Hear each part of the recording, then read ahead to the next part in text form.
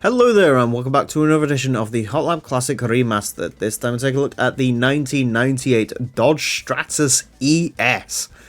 Believe it or not, I've been waiting to drive this one for ages. I have a weird fascination with this car. As a kid, I always thought it was the funniest thing ever because it has the face of the Chrysler Gran Voyager.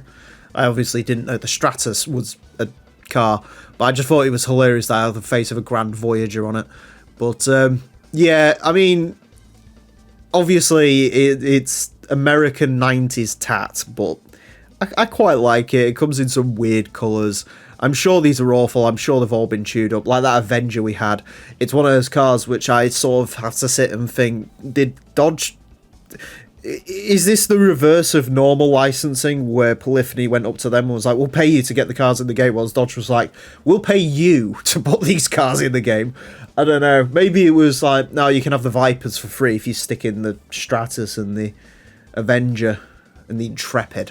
But we'll get onto those cars later. And the Neon.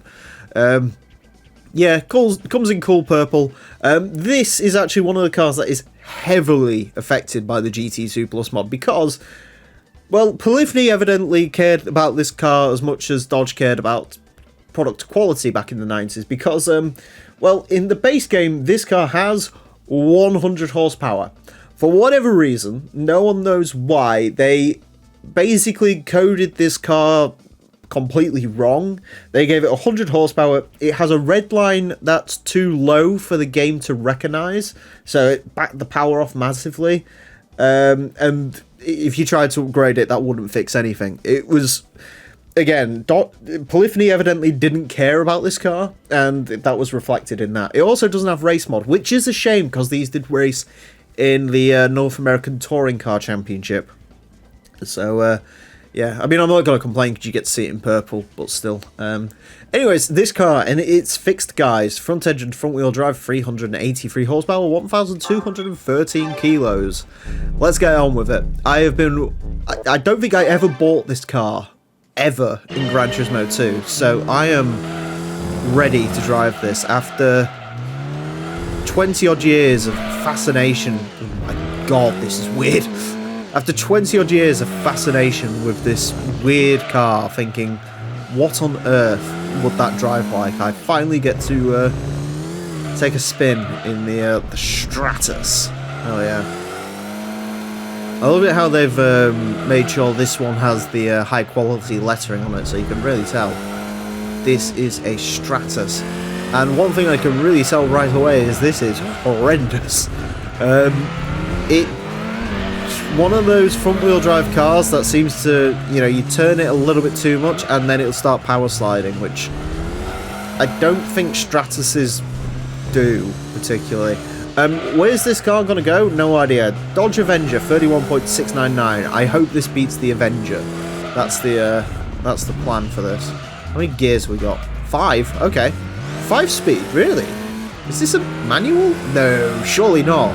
These American big barge things were not manuals. Surely not. But 5-speed automatic seems far too advanced for the Americans. I'm sorry to, sorry to all you Americans out there, but you know back in the 90s, this was really the pinnacle of American motoring. Yeah, sure. I hope it beats the Avenger. I got sort of schooled a little bit on the Avenger. I had no idea what the Avenger was. And a lot of people, I think there was some guy who owned one who, I wouldn't say rushed to his defense, he was very nice about it to be fair, but he said basically the Avenger was a Mitsubishi Eclipse, basically, which doesn't surprise me in the slightest, because this is Dodge in the 90s. I'm sure this probably has some sort of Mitsubishi sourced V6 in it, or is this might be the 2.7 maybe? Mind you, no, I don't think this is the same engine as the Intrepid. I could be wrong, but I don't think it is.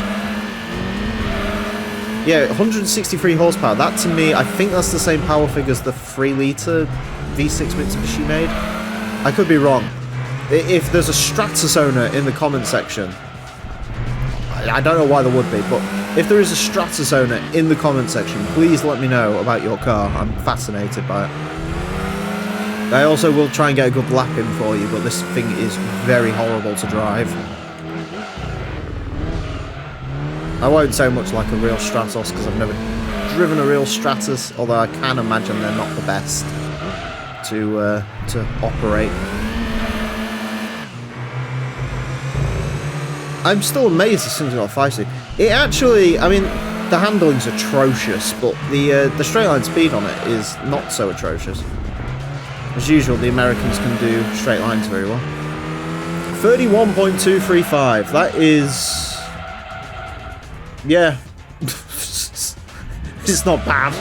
It actually, to be fair to it, it goes right around where a bunch of European and Japanese saloons hide out. So, yeah, that was all right. I mean, I'm just happy because I got to finally drive the Stratus, which is a car. Again, I've been fascinated by this car for years, just because it's weird, isn't it? The Americans, you know, want to. Americans are fascinated by like the Peugeot 206, which is an awful car, and we're like, well, it's a shitbox. You don't want to drive it. But I mean, you know, I'm sat here and I'm fascinated by the Stratos and the Avenger and the Intrepid. The Intrepid's my favourite, but we'll get to that at some point. You all know about the Intrepid, I'm sure.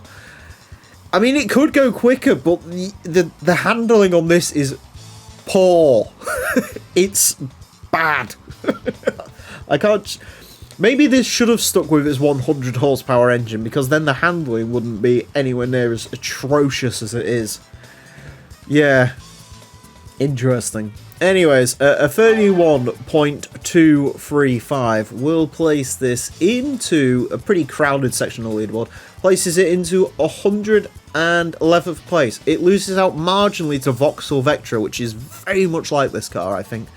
In more bad ways than good. It's slower than a Neon, which I guess is to be expected. Slower than a Phaeton, which it should be, because that was supposed to be the flagship.